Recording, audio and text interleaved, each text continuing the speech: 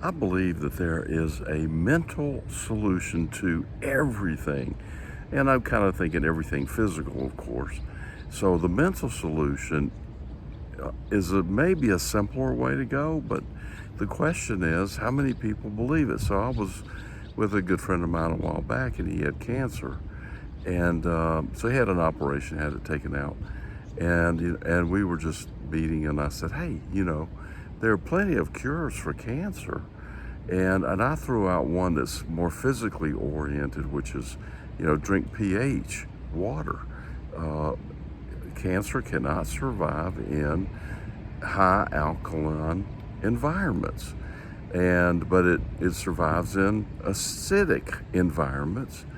And of course, that's the science behind, physicality, which I don't really hold much sway in, because I think there's a better way to go, which is, again, the mental. And I'm always harking back to, if anything's possible, then that's possible.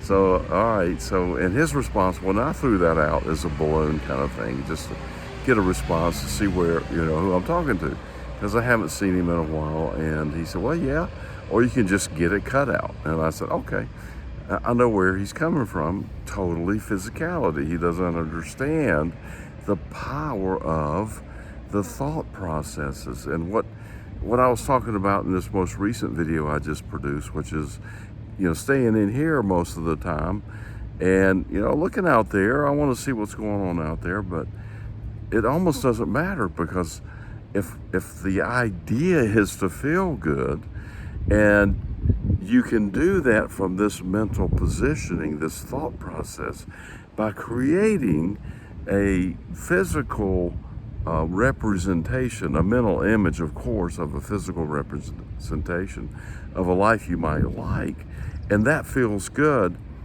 And by the way, that's gonna, be way better than whatever actually manifests anyway. That's been my experience.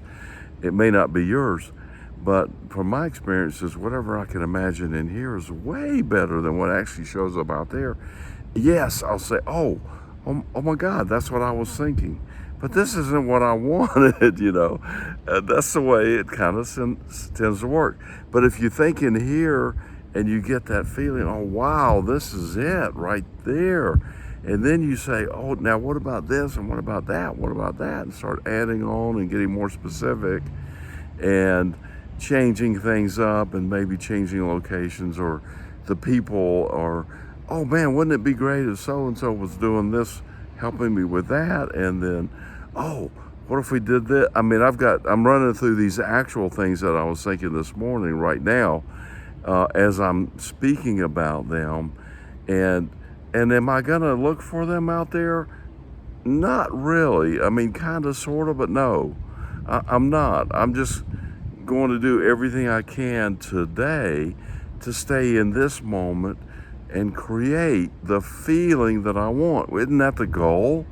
Isn't that the ultimate goal, is to have the great feeling? And a lot of us are caught up in thinking, okay, we got to get the manifestation to show up in order to get the feeling. Hey, it helps, but it's not necessary. As a matter of fact, if you can do it in here, you're going to get a better feeling right here, right now. And you don't have to wait. There's no waiting. Bam, it's here. And then you can move on to the next. So actually, the challenge video that I put out a while ago was, my challenge to myself is I'm going to spend more time in here creating these imaginary things. So why? For what purpose? Now that's a critical question. If the purpose is to attempt to change circumstances, then you're barking up the wrong tree. Now, if the purpose is to create an image of a lifestyle, maybe, or relationship, or health, or money, or adventure, or fulfilling activity called a career, or not, or just do it because you like to do it, to create and to have that feeling, you do that in your imagination and you have the feeling, then yeah, do that. But if you're trying to change those circumstances out there, not only is that an exercise in futility, it's impossible. Wow, well, we've been over this, and we have to go back to the knowing that there is no time and that everything is already here. And if it's already here, then what can you change? Well, the only thing you can change is your perspective of what is here. So those things out there cannot be changed. But by the way, from our perspective, when you look at them out there, that's the past. So how can you change, quote unquote, the past? Well, they're not the past, they're just there, static. The only thing we can change is our frequency and our vibration. And what we are attuned to in this present moment. And so what that'll do is shift us into a parallel reality. All of it exists now. Everything exists now. So that's going to shift us into a parallel reality that exists now. And then those things that represent the feeling that we have here and now are going to start to show up out there. Bam, they show up and they're gone. They're the past. Why are they the past? Well, we created them in here a few minutes ago, or a few hours, or a few days, weeks, or years. And then they showed up finally out there, and boom, they're gone. So that's the formula, just you want to do things right here, right now that feel good now. You got to forget about the past. Completely and totally forget the past. Now, if you want to bring some things from the past that were great, feeling things that are, do that. If that helps you create the mental image of the now, fantastic. But if you're bringing up things from the past that you didn't like and you're trying to fix, you're barking up that wrong tree. You're looking at, for love in all the wrong places, or whatever. I'm quoting some Abraham Hicks here a little bit. Now, the challenge is, if you want to call it a challenge, and by the way, you should say, hey man, this is really easy to create things that feel good right now. It is easy. And so let's get rid of the word challenge or things that are hard or anything like that. Just say it's easy. Oh my God.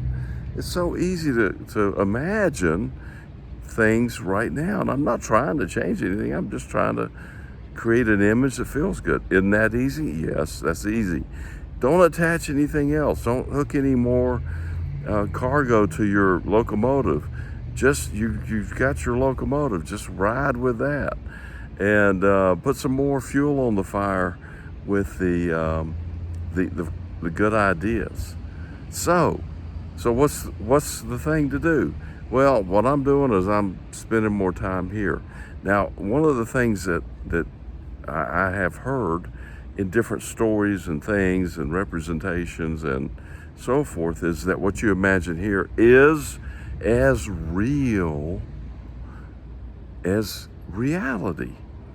So Paramahansa Yogananda was with his guru, and they were sitting in meditation, and there was this bug buzzing around, probably a mosquito, Paramahansa, and this bug is flying around, and it feels like I got one on my forehead right now. But this bug is flying around Paramahansa, and his guru, Swami Sri Yukteswar, said, you might as well go ahead and slap that bug and kill it, because you've already done it in your imagination, and that's as real as doing it right now in physicality. And so, yeah, he said, well, yeah, I know I did that. And so there you go. It's as real. That's the point. And so what we imagine here is real. It's a creation. We are creators. We are a spark off of the Creator given the ability to create. And we do that how? With our imagination. And so we just, whatever we do here, we're doing it in a reality somewhere. And if we want to experience that reality, then we just keep adding to that with our thoughts and our imagination. And that is the momentum that will bring it into our physicality and to our physical experience. Sometime, maybe immediately, I've seen things happen like, wow, that happened super fast. And I've seen things that showed up in a week or two. And then I've seen things that showed up in a year or so, or a month. And then I've seen things that have never shown up. And so but I know they're there, and I know they're real. And they just I haven't lined up with them. And that's the point. You want to tune your frequency to that which you wish and align up with it. So I hope this has been helpful.